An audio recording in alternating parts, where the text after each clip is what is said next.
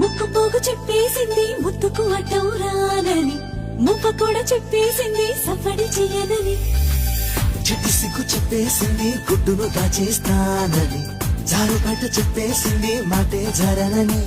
మగవాడై తగిలావు ముడి వేసుకోకపోను, వగలాడై రగిలావు సగలనచకుండా ఉండను. నీళ్ళు నీళ్ళు నీళ్ళు బంగారంగాను, నా రవ్వలకొండ నీ ఒళ్ళో బందీనవుతాను. నీ ఒళ్ళో ఉల్లాసం కాను, నా గవ్వల దండ కౌగిల్లో వందేళ్ళుంటాను. చిలకను నేను చెరుకువు నువ్వు కొరికినవే